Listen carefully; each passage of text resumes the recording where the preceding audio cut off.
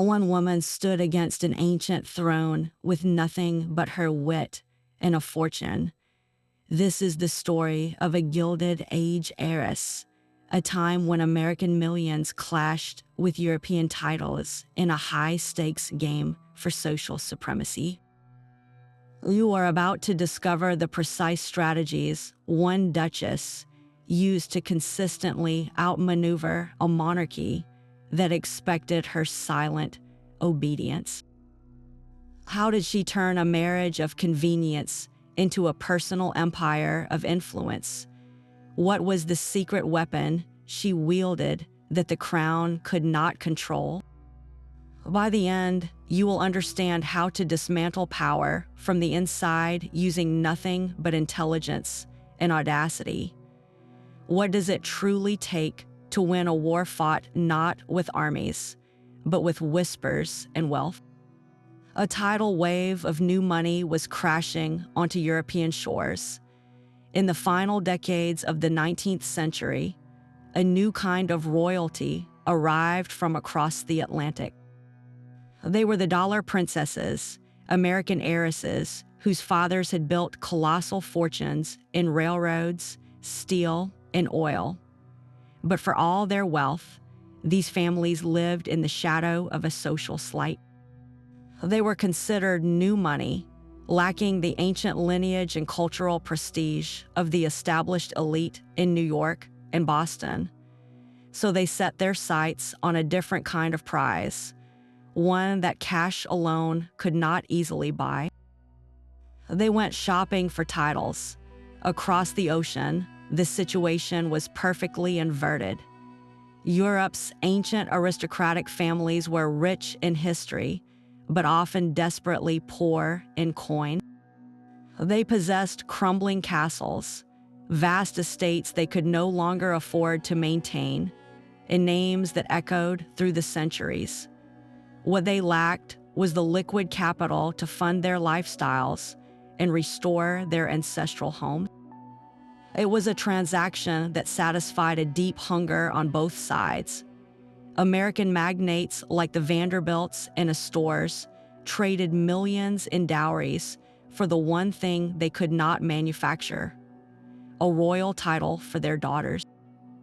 In return, British dukes, French marquises, and Italian princes received a financial lifeline, a transfusion of American dollars that would shore up their crumbling walls and fund their gilded way of life.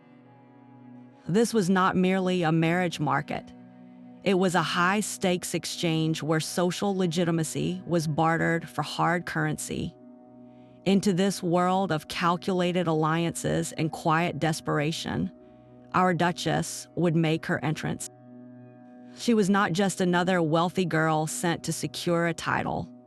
She was a strategist, arriving on the battlefield with a clear understanding of the game and a fierce determination to play it by her own rules.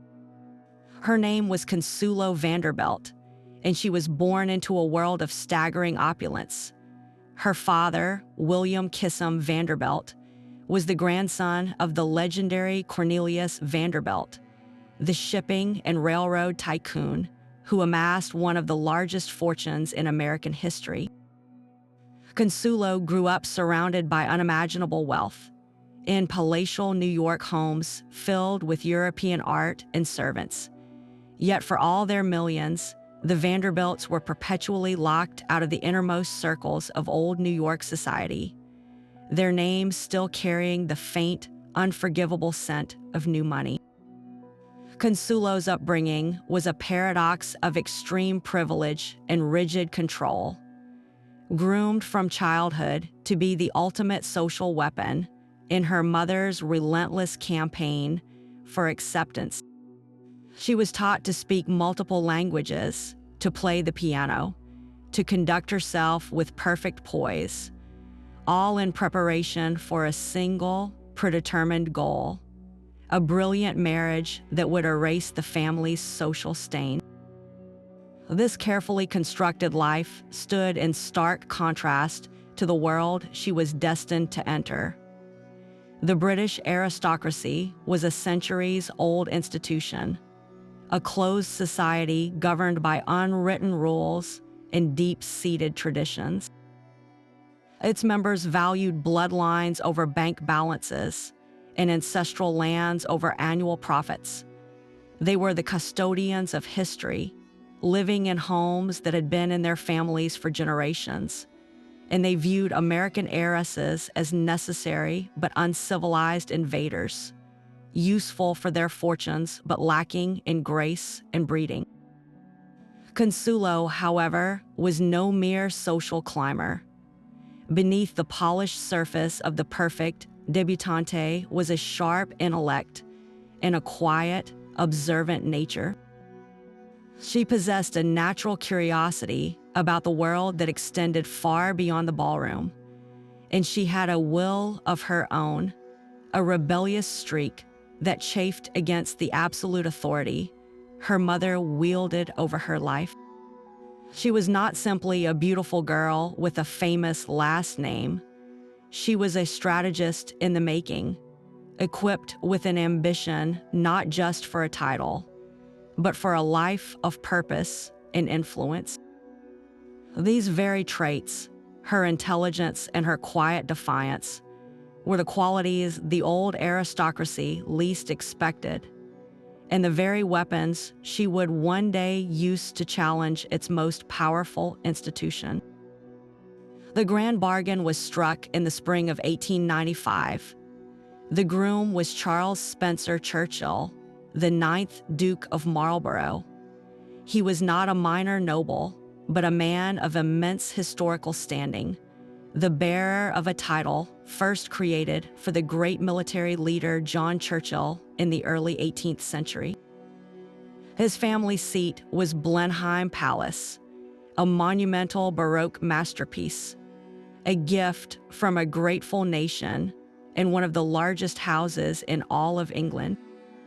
Yet this palace was a crushing financial burden, its vast rooms and endless grounds demanding a fortune in upkeep that the Duke simply did not possess. He needed a solution, and he found it in a person, Consuelo Vanderbilt. The negotiations were starkly commercial. Consuelo's dowry was a staggering sum, reported to be around $2.5 million in railroad stock, a figure that would be worth hundreds of millions today. This was paired with a massive annual allowance for the Duke himself. In exchange, Consuelo received the title of Duchess of Marlborough, immediate entry into the highest tier of British society, and the unshakable social legitimacy her family had craved for generations. But the transaction came with a set of ironclad, unspoken rules. As the new Duchess, Consuelo was expected to be a beautiful, silent, and fertile asset. Her role was to grace the Duke's arm at formal functions, to produce a male heir to secure the illustrious bloodline, and to use her fortune to restore Blenheim to its former glory, all while effacing her own American identity and any independent thoughts she might harbor. She was to become a living ornament, a testament to the power of the ancient institution she had married into. These were the constraints of the gilded cage, the very walls she was expected to never question, let alone attempt to dismantle. The first crack in the gilded cage appeared not in a private drawing room, but in the full glare of the London season. The Duchess chose an unexpected battleground, her own wardrobe. While the ladies of the court were expected to dress in somber, heavily structured gowns that projected an aura of matronly dignity, Consuelo made a different choice. She appeared at a pivotal court ball in a dress of breathtakingly simple and modern French design, a gown that emphasized her youthful figure and natural elegance, rather than conforming to the rigid, outdated fashions of the aristocracy. It was a deliberate sartorial rebellion, a silent declaration of her individual taste and her connection to a more vibrant, contemporary world. The reaction was immediate and icy. Whispers slithered through the ballroom, sharpened by disapproval. Senior members of the royal family regarded her with frozen smiles, their eyes communicating a profound distaste for such a brazen display of individuality. The message was clear. She was not blending in, she was standing out, and in their world, standing out was a cardinal sin. They expected her to use her fortune to purchase the correct, conservative attire, to disappear into the tapestry of tradition. Instead, she had used her wealth as a tool of self-expression. When confronted with this silent criticism, Consuelo did not apologize or retreat. Her defiant response was to continue dressing as she saw fit, establishing a personal style that soon became the talk of London. She understood that controlling her own image was the first step in controlling her own narrative. This was not merely about fashion. It was about asserting her identity in a system designed to erase it. And this was only her opening move. Her wealth was a loaded weapon, and she learned to aim it with precision. While the aristocracy expected her to be a passive bank account, Consuelo Vanderbilt took direct and unapologetic control of her own fortune. This was a radical act in a world where husbands, especially titled ones, traditionally managed all marital assets. She bypassed the entire system of male financial oversight, establishing her own private accounts and making her own decisions about where her money would flow. This financial independence became her most potent tool for challenging the very institution that sought to contain her. The first major demonstration of this power was the restoration of Blenheim Palace itself. The Duke needed her money to save his ancestral home, but Consuelo did not simply hand over a blank check. She involved herself directly in the massive renovation projects, from the plumbing and electrical systems to the restoration of priceless tapestries. She did not just fund the salvation of Blenheim, she personally directed it, ensuring that her American dollars were spent according to her vision and her standards. This was not the act of a silent benefactor. It was the command of a chief executive, forcing the ancient estate to modernize under her direction. Her financial influence extended far beyond the palace walls. While the monarchy and the church were deeply intertwined, Consuelo used her wealth to support social causes that the establishment often ignored. She became a leading patron of women's suffrage and funded educational and health care initiatives for the poor, particularly focusing on the welfare of mothers and children. These were not the traditional, safe charities of the aristocracy. They were progressive, often controversial causes that directly challenged the social order. By funding them, she was building a power base entirely separate from her husband's title, one rooted in public goodwill and social progress. Perhaps her most brazen financial move was the way she curated her own life. She maintained lavish residences in London that operated as independent courts, where politicians, artists, and intellectuals gathered, drawn by her patronage and her intellect, not merely her title. She lived with a style and freedom that openly contradicted the subdued, dependent role expected of a duchess. Every check she wrote, every project she funded, was a quiet but undeniable declaration. It exposed a profound hypocrisy, the monarchy's deep dependence on the very new money it pretended to disdain. She was not just spending her wealth, she was weaponizing it, proving that true influence could be purchased not with a title, but with strategic independence. While the official court gathered in stiff, formal drawing rooms, a different kind of power was brewing just a few streets away. The Duchess of Marlborough did not merely decorate her London homes, she weaponized them, transforming them into the most sought-after salons in the city. These were not the typical aristocratic parties, where conversation was limited to trivial gossip and the weather. Her gatherings were strategic operations, carefully curated to mix the most brilliant minds of the era. Around her table, you would find rising political stars like Winston Churchill, the Duke's cousin, engaging in fierce debate with radical thinkers. You would see famous artists and writers sharing ideas with influential newspaper editors. This was her masterstroke, the creation of a rival court where influence was the only currency that mattered.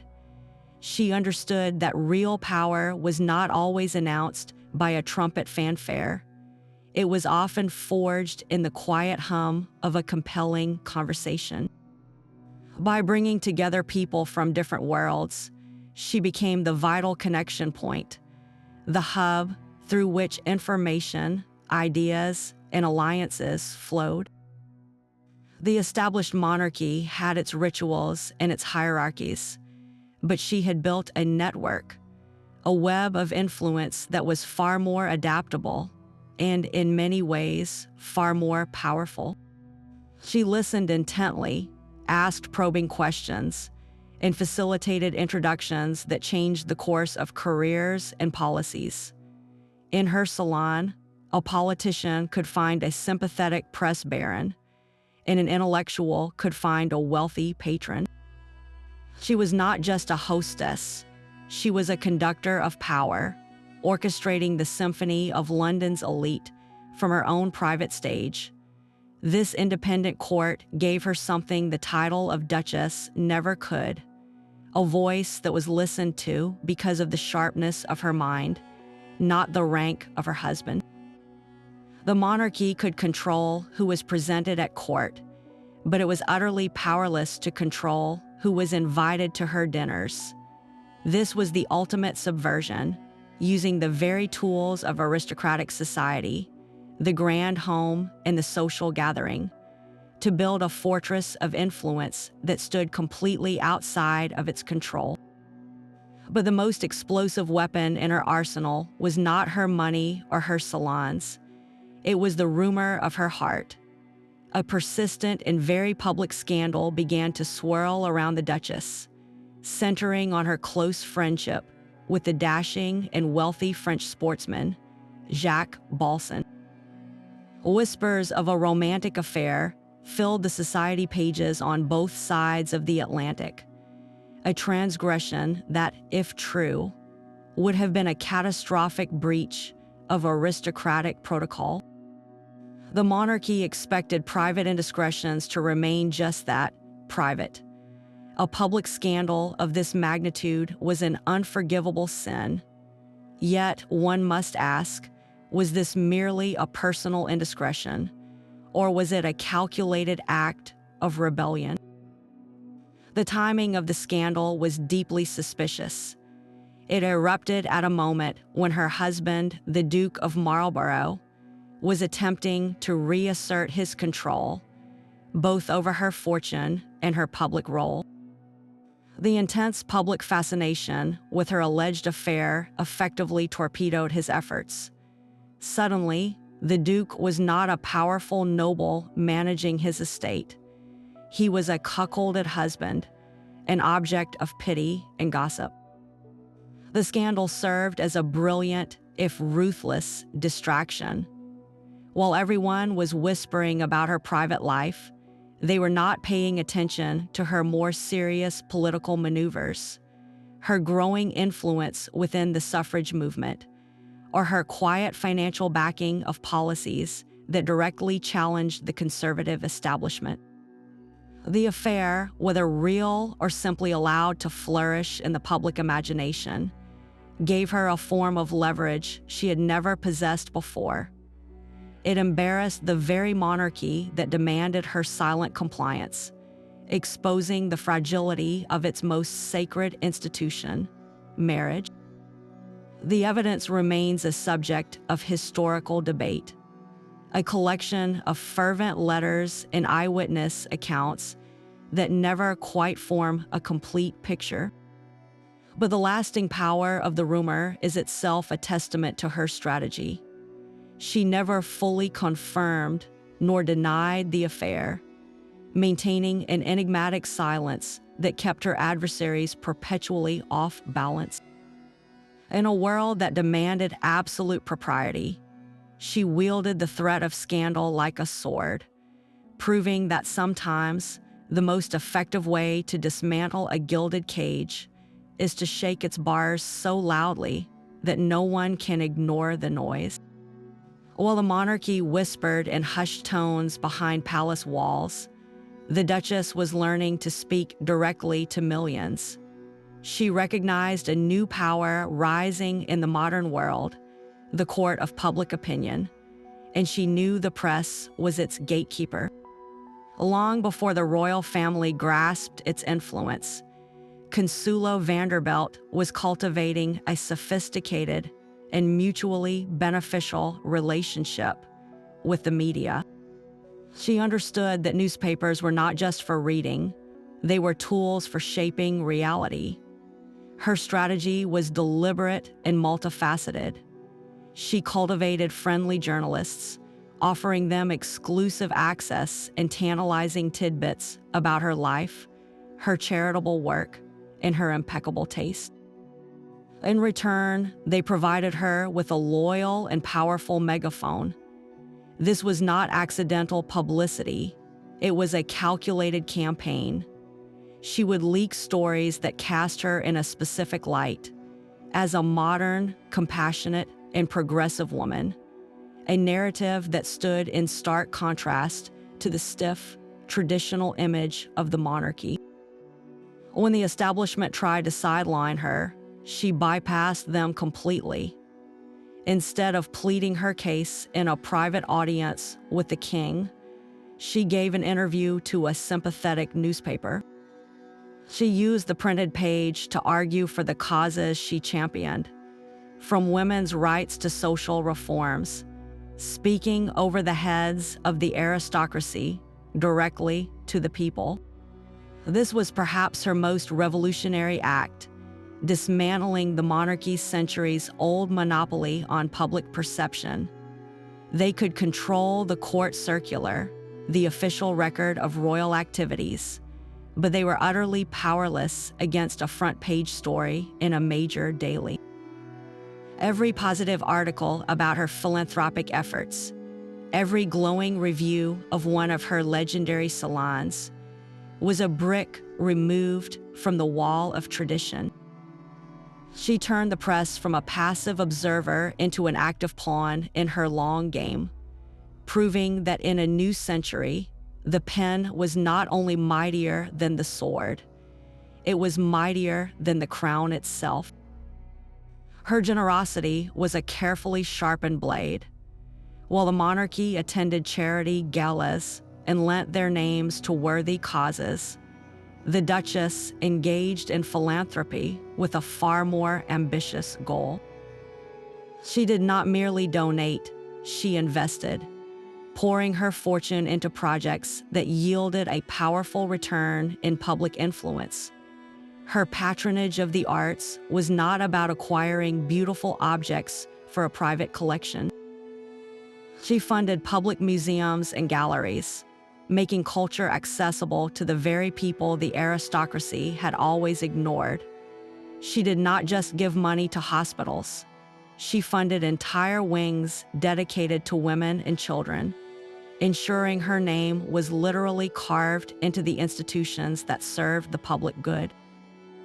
Each act of charity was a strategic move, a quiet but undeniable argument for her own brand of progressive, compassionate leadership. The monarchy, with its focus on ancient rituals and inherited privilege, was increasingly seen as distant and detached.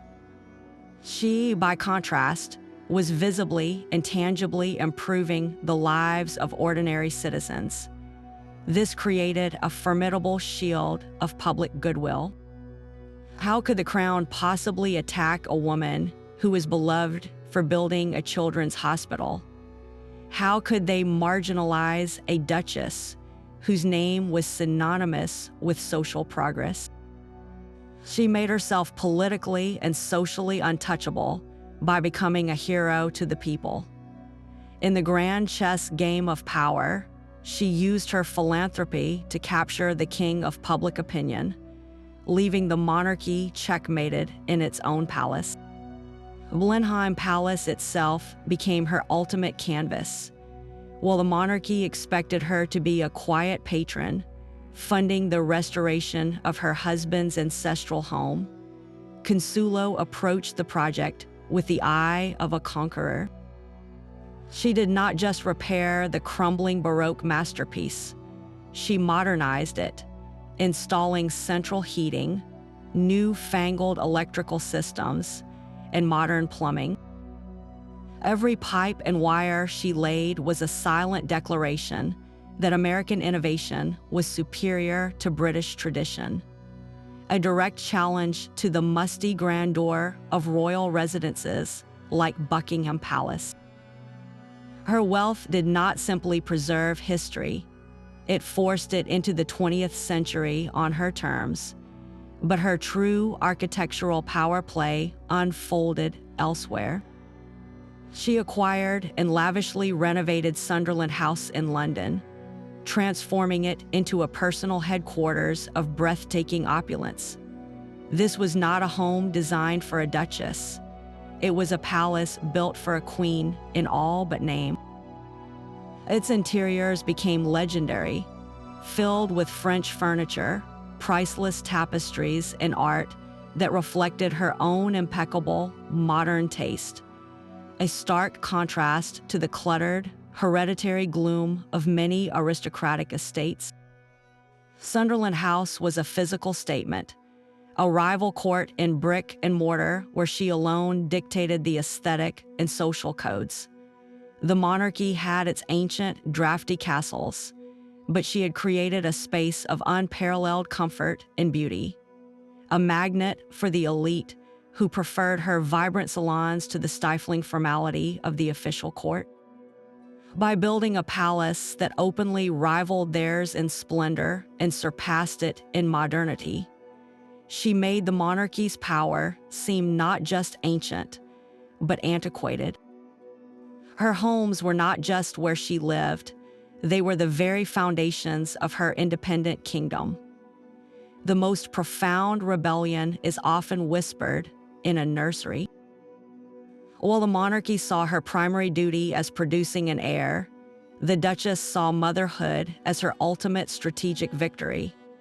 Her son, John, the future 10th Duke of Marlborough, was not merely a title to be passed down, he was a mind to be shaped. From his earliest days, she deliberately exposed him to a world far wider than the ancestral corridors of Blenheim Palace. She ensured his education included perspectives that the traditional aristocratic curriculum ignored, fostering in him a global outlook that was inherently modern and subtly pro-American. This was not an accident. It was a deliberate inoculation against the insularity of the old guard. She raised him to appreciate the dynamism of the new world, the very source of her own power and independence. The monarchy expected the next duke to be a carbon copy of his father, a custodian of tradition who would uphold the established order. Instead, she was quietly molding a successor who understood the value of progress, innovation, and perhaps even a healthy skepticism toward the very institutions he was born to lead. Her influence extended beyond her son to her other children, instilling in them a sense of personal agency that was rare for their class and time. She encouraged them to think for themselves, to question authority, and to value character over title. This was a long game played with breathtaking patience.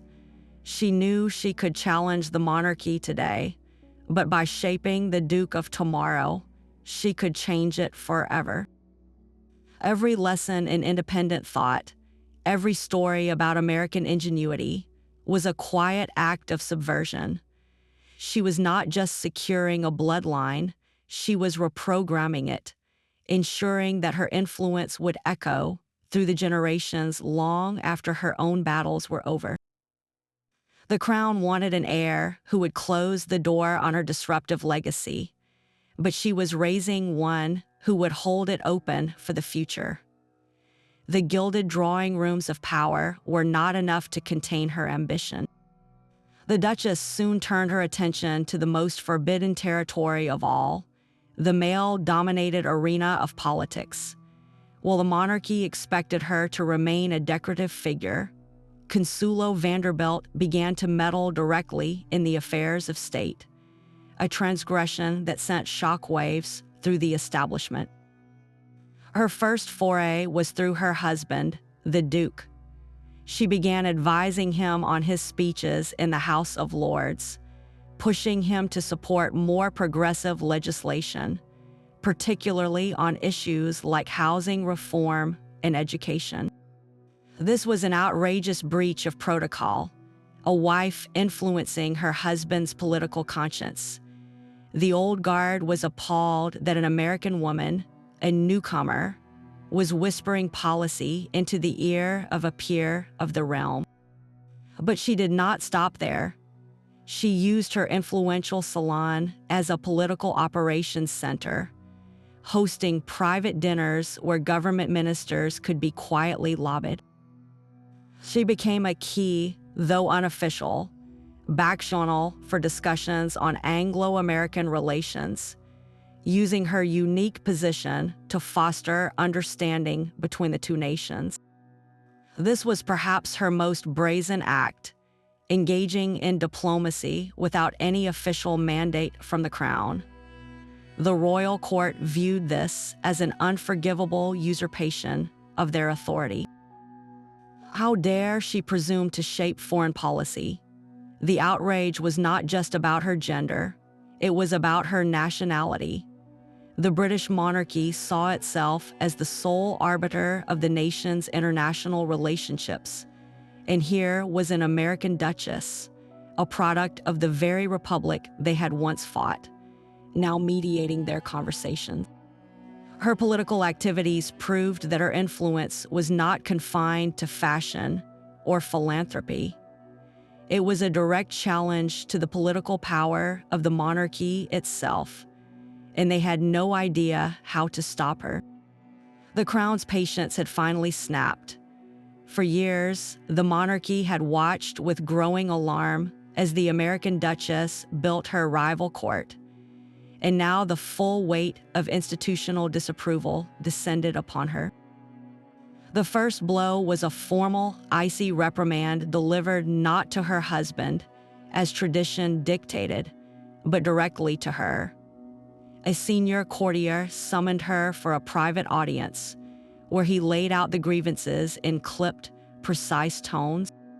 She was informed that her political meddling, her very public salons, and her association with radical causes like women's suffrage were deemed deeply inappropriate for a woman of her station. The message was clear. She was to cease immediately and retreat into the silent, decorative role she had been hired to play. Social ostracism followed swiftly. Invitations to the most exclusive royal events, the intimate dinners and weekend retreats at Sandringham and Balmoral, suddenly and mysteriously dried up. The inner circle of the court, a tight-knit group bound by blood and centuries of shared history, closed ranks against her. At the few formal functions she did attend, she was met with a wall of polite, impenetrable silence. Former allies among the aristocracy now crossed the room to avoid her, their loyalty to the crown outweighing any friendship or intellectual spark they had once enjoyed in her company. It was a calculated freeze-out, designed to make her feel the profound loneliness of exile from the very world she was supposed to belong to. Perhaps the most audacious attempt to control her came through financial pressure. While the monarchy could not touch her vast personal fortune, they could and did apply leverage through the very institution she had married into. Royal funds that had historically flowed to support the Duchy of Marlborough, funds meant for the upkeep of estates with national significance like Blenheim, were quietly reduced or delayed. The unspoken threat was brutal. If she continued to embarrass the crown, the financial stability of her own family's legacy would be jeopardized. They were trying to turn her husband and his ancestral home into a hostage, betting that her sense of duty to the Marlborough name would force her into compliance. Yet, with every attempt to box her in, the Duchess only revealed another facet of her strategy. When they froze her out socially, she doubled down on her own salon, making it even more brilliant and desirable. When they threatened Blenheim's funding, she used her own money more publicly, ensuring everyone knew it was her wealth, not the crown's, that was saving the national treasure. The monarchy's backlash was not a checkmate. It was the moment the duel became undeniable, proving that her power was real enough to warrant a direct attack from the throne itself. The courtroom became her new battlefield, a place where royal privilege meant nothing before the letter of the law. When the monarchy's social and financial pressure failed to contain her, the Duchess turned to a system even the crown had to obey: the British legal system. Her immense wealth gave her an undeniable advantage, allowing her to retain the most brilliant and aggressive barristers of the era, men who were not intimidated by ancient titles. Her legal strategy was a multi-pronged assault on the very foundations of aristocratic control, beginning with the most intimate of territories, her own marriage.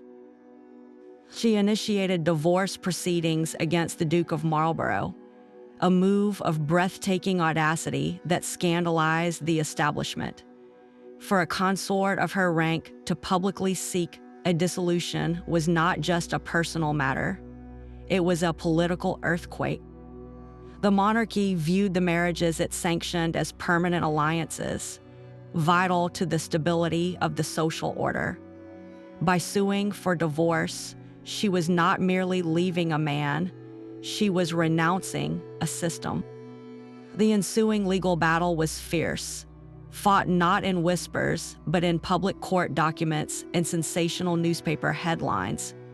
She leveraged her financial power to secure a settlement that was revolutionary for its time, one that guaranteed her not only a vast fortune, but more importantly, continued custody and influence over her children.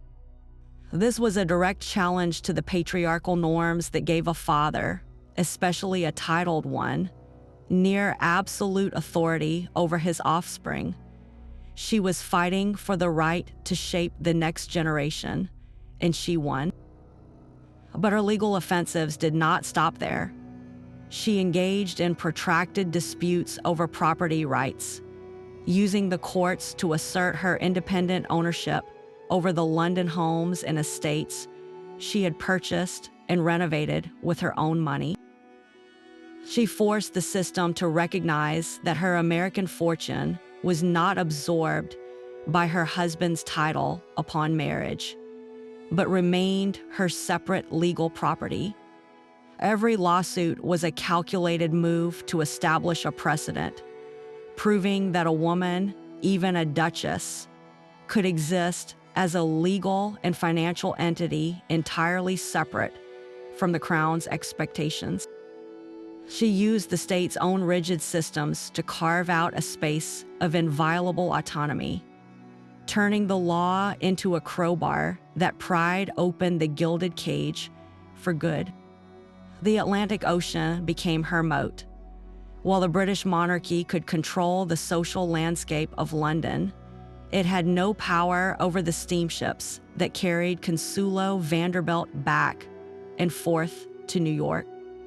She maintained a transatlantic life with deliberate frequency, treating America not as a forgotten homeland, but as a strategic headquarters. Every crossing was a reminder of her independence, a tangible escape route from the stifling confines of her gilded English cage. In the United States, she was not just a duchess. She was a Vanderbilt, a name that commanded immediate respect and, more importantly, unconditional support. Her family and their vast American network provided a financial and emotional buffer that the British aristocracy could never penetrate. This was her ultimate leverage, the unspoken threat that underpinned every negotiation. She could, at any moment, withdraw her presence, her patronage, and her immense fortune, leaving Blenheim Palace and the Marlborough title financially stranded once more. The monarchy understood this dependency perfectly. They knew that pressuring her too far risked a permanent departure, a scandal that would see one of their greatest heiresses publicly renounce the very system she was supposed to adore. Her American life also gave her a platform for free expression, utterly denied to her in England. On American soil, she could grant interviews to journalists, speak openly about women's rights, and criticize outdated traditions without fear of direct reprisal from the crown. She used this freedom to craft her own narrative for a transatlantic audience, ensuring that her version of events, her triumphs and her struggles, reached the public first.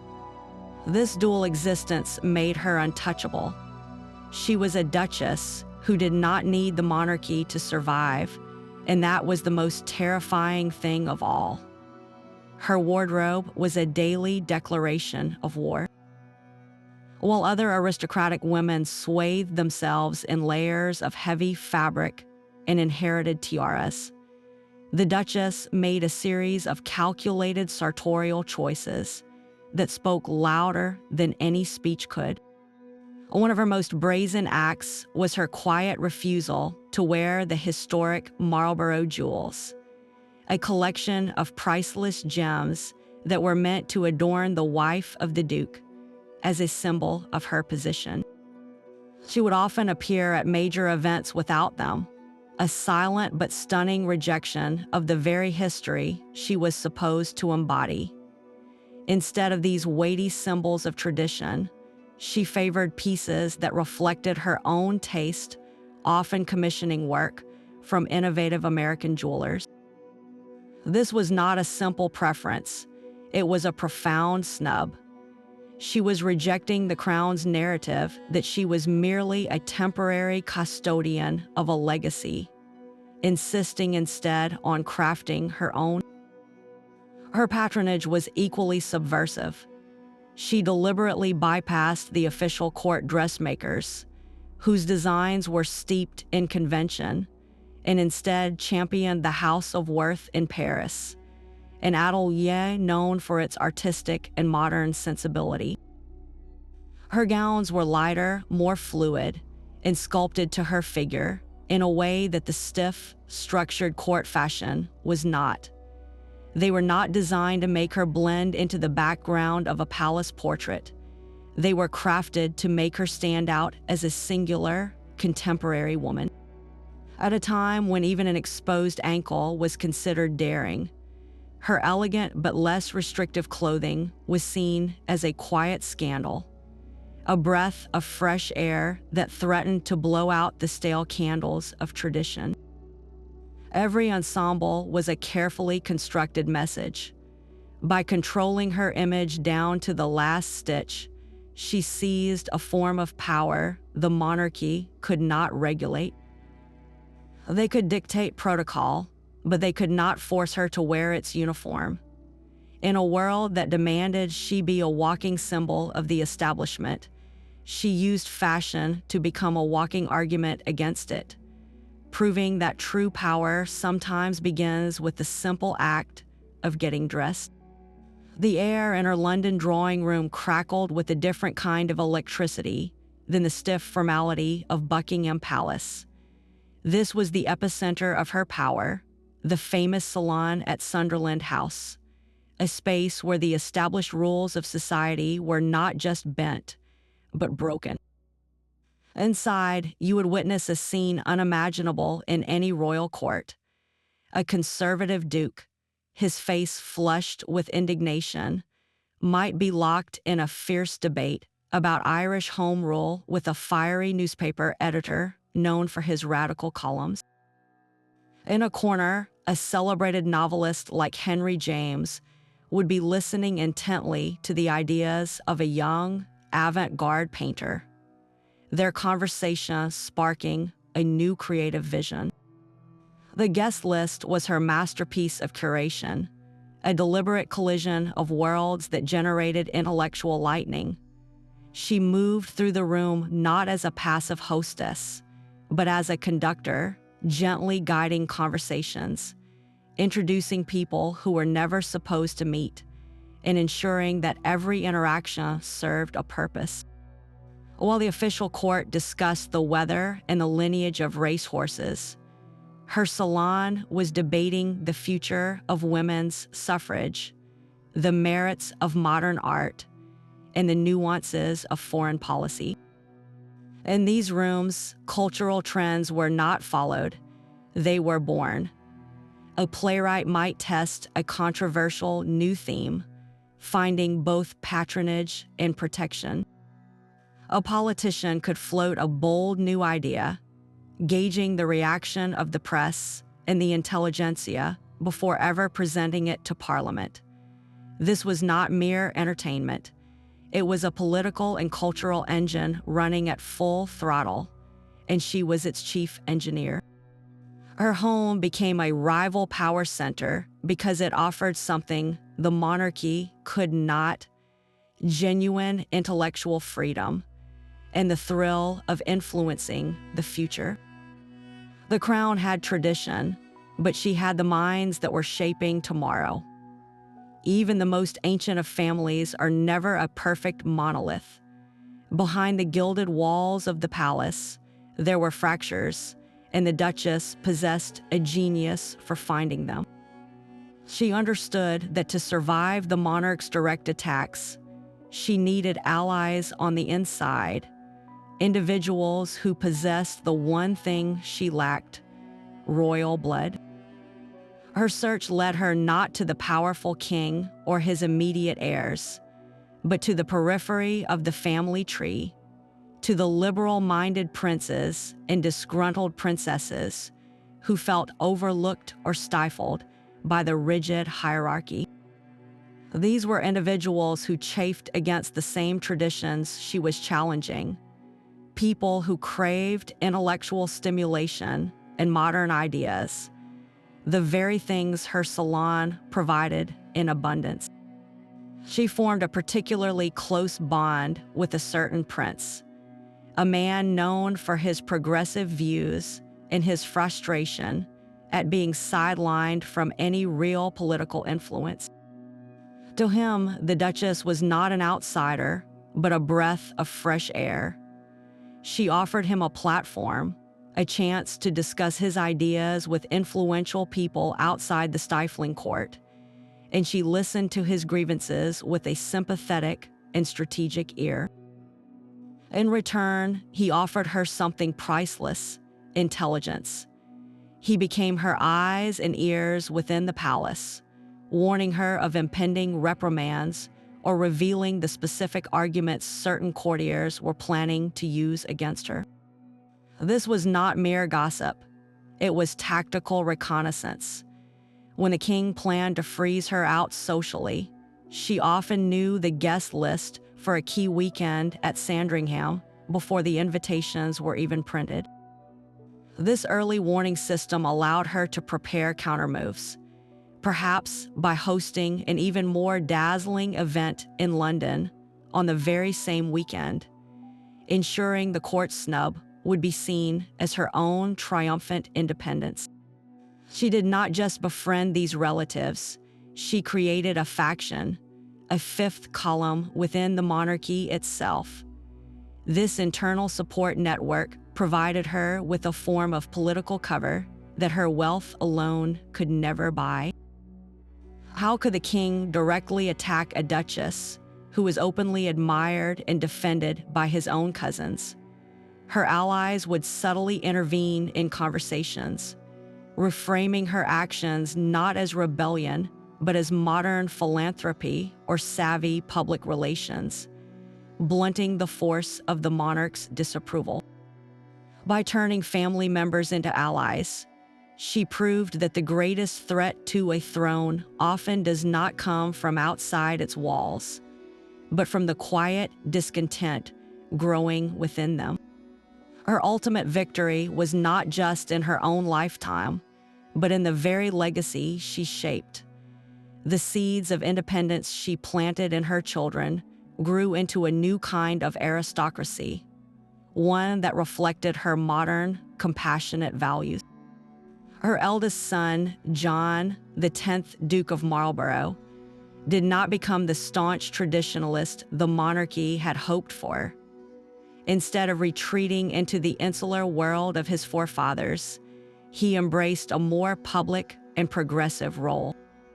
Under his stewardship, Blenheim Palace itself was transformed, not merely as a private museum to the past, but as a public asset. He opened its doors and grounds to the people on a scale never before seen, hosting public concerts, cultural festivals, and educational tours. This was a direct continuation of his mother's belief that great estates had a duty to serve the public, not just to glorify a single family. He became a noted philanthropist in his own right, focusing on agricultural reforms and housing improvements for the tenants on his vast estates, policies that echoed his mother's lifelong commitment to social welfare. Her influence extended powerfully through her daughter, Lady Frances. Defying the conventional path of a society marriage, Frances became a prominent and outspoken advocate for women's rights and social reform, causes her mother had championed so fiercely. She moved in intellectual circles, wrote extensively, and used her position to lobby for legislative change. The quiet lessons in independent thought that Consuelo had imparted in the nursery had blossomed into a life of public purpose. The old guard had expected Consuelo's children to be the instruments of her erasure, to restore the dynasty to its traditional, unquestioning roots. Instead, they became the permanent administrators of her revolution. By raising heirs who valued progress over precedent, she ensured that her vision for a more open, compassionate, and engaged aristocracy would long outlive her. The monarchy could survive a rebellious duchess, but it could not withstand a reformed dynasty. Her most profound outsmarting was not in the battles she won, but in the future she built. The perfect opportunity arrived wrapped in a royal command. The king's private secretary had issued a stern directive, forbidding her from attending a major international peace conference where she was scheduled to speak, deeming such a public political role utterly inappropriate for a duchess. The monarchy expected her silent, humiliated compliance. Instead, Consuelo Vanderbilt picked up her pen and wrote a detailed, private letter to a trusted editor at the London Times. She did not complain, She simply laid out the facts, explaining the royal command and her profound regret at being forced to abandon her commitment to the cause of peace. She knew this letter would not remain private for long. The resulting article was a masterstroke of public relations. It ran not as a sensational exposé, but as a sober, factual report, quoting her letter and framing the entire incident as a regrettable suppression of a philanthropic voice. The public reaction was immediate and furious. Newspaper editorials across the country questioned why the monarchy was silencing a woman who wanted to promote international harmony. Cartoons depicted a tyrannical king stamping out the dove of peace. The crown, which had acted to put her in her place, was suddenly cast as backward, authoritarian, and out of touch with the modern values of its people. The damage to the monarchy's reputation was profound, while her own stature soared. She was no longer just a wealthy socialite. She was a martyr for progress, a modern woman being bullied by an ancient institution. This single, calculated leak transformed a private reprimand into a public relations disaster for the crown and a massive victory for her personal brand. It demonstrated a complete understanding of the new rules of power, proving that controlling the story was often more important than obeying the command. Her fortune was shielded by a fortress of legal documents. While the Duke and the Crown saw her wealth as a resource to be managed, Consuelo treated it as a sovereign state, one whose borders they could not cross. She accomplished this through a sophisticated and preemptive use of financial instruments that were remarkably modern for their time. The most crucial of these was the trust fund, a legal arrangement where her money was placed under the control of independent trustees, often American lawyers and bankers loyal to the Vanderbilt family. This was a masterstroke of foresight. By placing her capital in a trust, it was no longer legally her personal property to be claimed or controlled by her husband upon marriage. The Duke could demand funds for Blenheim's restoration, but he had to formally request the money from a board of trustees who were under no obligation to comply. This created a powerful buffer, a committee of financial guardians standing between her fortune and the Crown's endless needs. She went further, establishing discrete holding companies to own her valuable assets, from her London homes to her vast stock portfolios. These corporate entities acted as legal veils, making it extraordinarily difficult for anyone, even the most determined courtier, to trace or lay claim to her full financial footprint. The final layer of her defense was the strategic use of foreign bank accounts, primarily in New York. She kept a significant portion of her liquid wealth safely across the Atlantic, in a jurisdiction where a British duke and his royal patrons held no sway. This transatlantic financial firewall was her ultimate insurance policy. It meant that no matter how much social or political pressure the monarchy applied, they could never truly bankrupt her or force her into submission by seizing her funds. This legal architecture required immense foresight and a cold understanding of the battle she would face. It was not just about saving money. It was about securing her very ability to say no. Every trust, every corporate shell, every overseas deposit was a brick in a wall that guaranteed her the one thing the aristocracy could never tolerate in a woman: absolute economic independence. With this foundation unshakable, she could fund controversial causes, defy royal commands, and even initiate a divorce, all without ever worrying about the financial repercussions. Her wealth was not just spent, it was engineered to be untouchable, giving her the freedom to act while others could only react. The final confrontation unfolded not in a courtroom or a palace, but on a railway platform. The king himself had issued a direct and personal command, an invitation that was in fact an order, for the entire Marlborough household to attend an extended shooting party at Balmoral, the royal family's secluded Scottish castle. For the Duke, this was a coveted sign of returning favor, a chance to mend fences. For Consuelo, it was a trap, a calculated move to isolate her, force her back into the fold of court life, and demonstrate her submission to the entire world. Accepting meant the utter surrender of her hard-won independence. Her refusal would be an act of open rebellion. She chose rebellion. On the morning of their scheduled departure, as the ducal luggage was being loaded onto the train at King's Cross Station, the Duchess was conspicuously absent.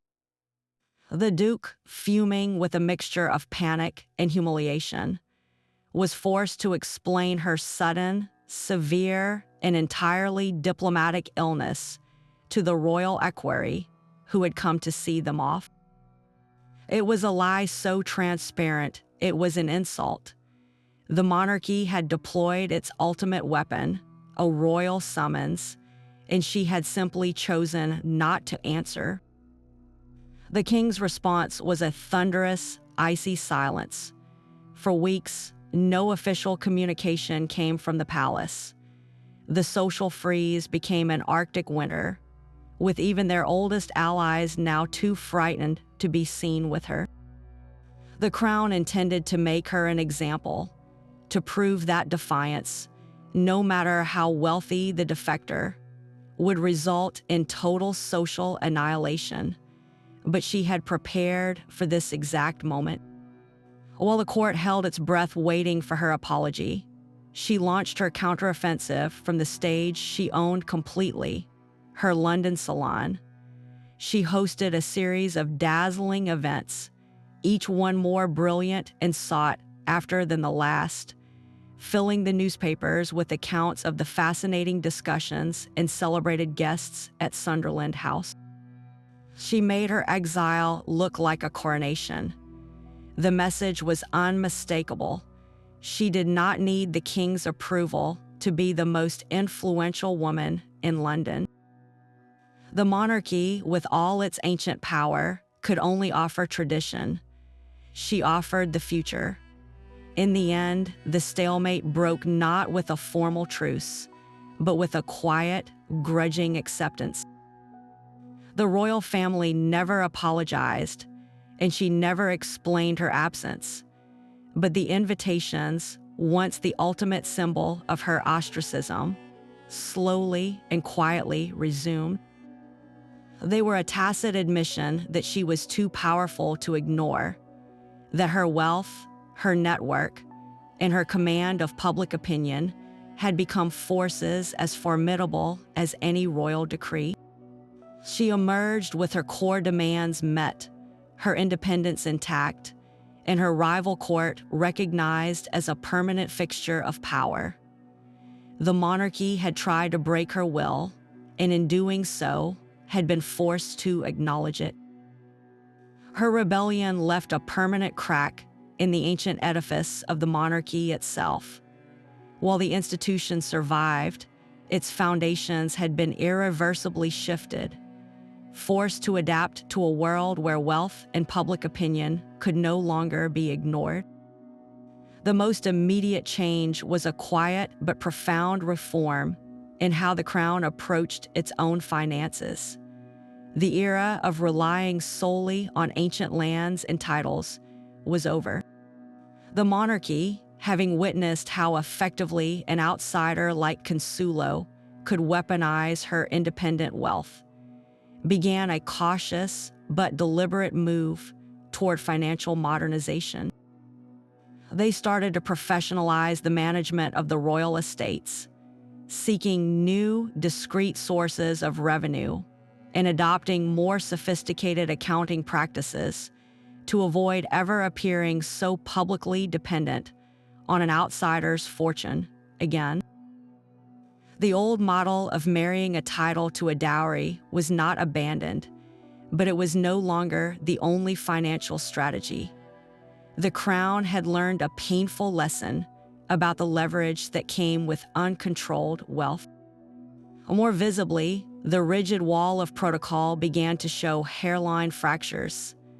The Duchess had demonstrated that the public adored a figure who seemed both modern and compassionate, and the monarchy, ever pragmatic about its own survival, took cautious note.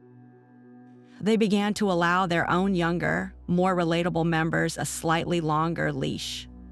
Public engagements slowly evolved from distant, formal waves to include more visits to hospitals and schools, mirroring the very philanthropic work Consuelo had championed.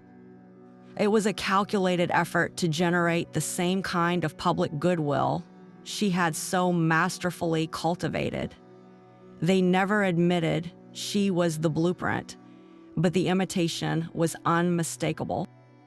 Her greatest legacy, however, was in redefining the monarchy's relationship with the press. Before her, the institution believed it could control its narrative through silence and the occasional court circular. She proved that strategy was obsolete. In the years following her very public battles, the royal family began a tentative, often clumsy, courtship with the media. They started to provide controlled access and carefully managed stories, understanding that a positive public image was now a necessary asset, not an optional luxury. They were learning to play the game she had invented, a game of perception fought on the front pages. Consuelo Vanderbilt's personal war did not topple the throne, but it forced a centuries-old institution to look in the mirror and see its own vulnerabilities. She proved that tradition was not an unassailable fortress, but a set of rules that could be rewritten by someone with the audacity to challenge them. Her lasting impact was not a revolution, but a reluctant evolution, a monarchy forever changed by the Duchess, who refused to know her place. From a pawn in her mother's social ambitions to a queen on her own board, the Duchess rewrote the rules of engagement. Her journey was a masterclass in turning perceived weaknesses into unassailable strengths. She entered a world that expected her silence and obedience, armed only with her Vanderbilt fortune and a formidable intellect, and she proceeded to dismantle its power structure piece by piece. Her first and most crucial weapon was financial control.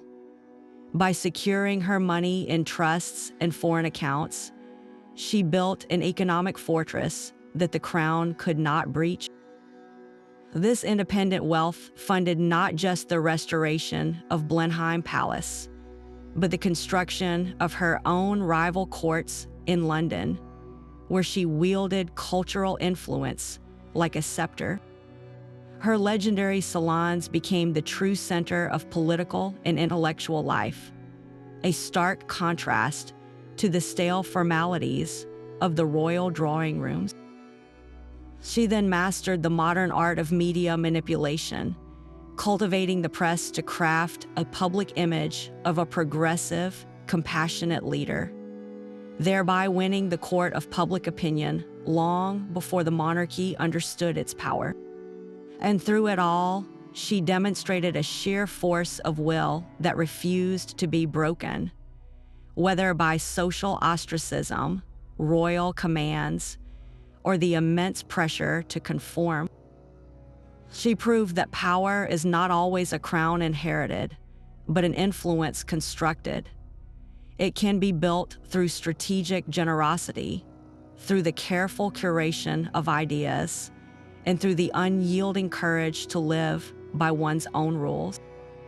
Her story is a timeless reminder that even the most rigid systems are vulnerable to an individual who refuses to accept their assigned role. So, which other historical figures do you believe defied expectations in such a spectacular fashion? Share your thoughts on the unsung rebels of history in the comments below.